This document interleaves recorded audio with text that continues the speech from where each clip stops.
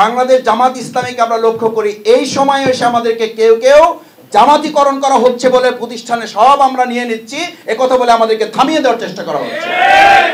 এ কথা সেই আওয়ামী দোসরদের কথা। এটা দেশপ্রেমী এবং সৎ দক্ষ যোগ্য লোক যেখানেই বসে তাদের দৃষ্টিতে জামাত ছাড়া তারা কিছুই দেখতে পায় না। এই একই কথা বলে আমাদের 5 ওয়াক্ত নামাজে ডাকা আব্বারকে হত্যা করা হয়েছে, এ কথা বলে ভবিষ্যতে ইসলামপন্থী দেশপ্রেমিক লোকদেরকে আর ঠেকিয়ে রাখা যাবে না। এটা ষড়যন্ত্র এবং সেই আওয়ামী দোসরদের আর একটা নতুন সুর। এই নতুন সুর দিয়ে আবু জেহেল যেমন মুহাম্মদুর রাসূলুল্লাহ সাল্লাল্লাহু আলাইহি সাল্লামকে মিরাজের ঘটনা মিথ্যা প্রমাণ করতে পারে নাই, আজকেও বাংলাদেশ জামাত ইসলামীর সততা, দক্ষতা, দেশপ্রেমিকের এই সমস্ত কার্যক্রম জামাতিকরণ হয়েছে বলে হুক্কা হুয়া তোলে আমাদেরকে থামিয়ে দেওয়া যাবে না।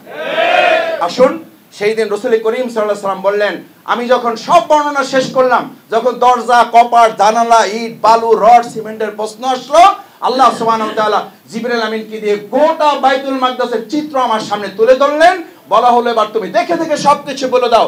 আল্লাহ তাআলা যদি দুনিয়ার মানুষের, ইসলামপন্থীদের, আল্লাহওয়ালা মানুষদের পক্ষে থাকেন, সততার পক্ষে থাকেন, দুনিয়ার সবাই মিলেও আমাদেরকে ঠেকাতে পারবে না ইনশাআল্লাহ।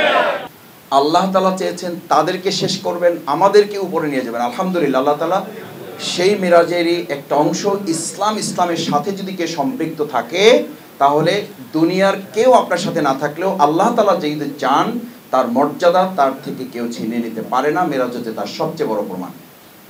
সম্মানিত ভাই এবং বন্ধুগণ, শেষ কথা হচ্ছে, রাসূল করিম সাল্লাল্লাহু আলাইহি ওয়াসাল্লাম যখন মেরাজ থেকে ফিরে এসেছেন, হাতিমে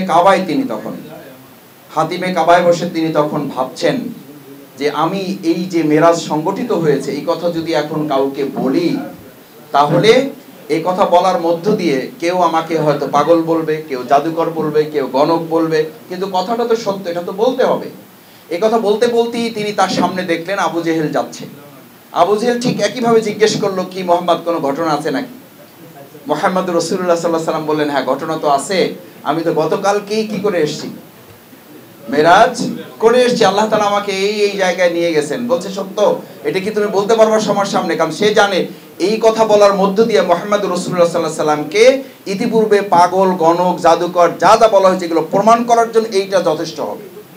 আর আল্লাহ তাআলা পরিকল্পনা করেছেন যে তিনি এই ঘটনাকে শুধু রাসূল সাল্লাল্লাহু আলাইহি সাল্লাম না, তার প্রতিপক্ষদেরকে দিয়ে ওটা তিনি প্রতিষ্ঠিত করবেন।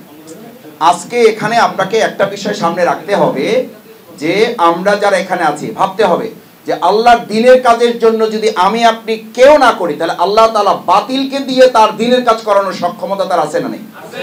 এই কথার প্রমাণ হচ্ছে আবু জেহেল তখন বললেন, মুহাম্মদ তুমি তোমার কথা ঠিক থাকো, তোমার লোক ডাকা লাগবে না, আমি সমস্ত গোত্রের নেতা এবং যা আছে সব ডাকার ব্যবস্থা করতেছি। এবং ডাকছে, তারপরে বলা শুরু করলো, ওখানে তারাও ছিল যারা এই বাইতুল মাকদাস সম্পর্কে ভৌগোলিক জ্ঞান ছিল। সব কোশ্চেনের জবাব দেওয়া শেষ। এবার বলা হলো, তুমি বাইতুল মাকদাসের জানলা কয়টা, কপাট কয়টা, দরজা কয়টা, এটা হলো আসলে জানা উদ্দেশ্য না, উদ্দেশ্য হলো ঠকানো।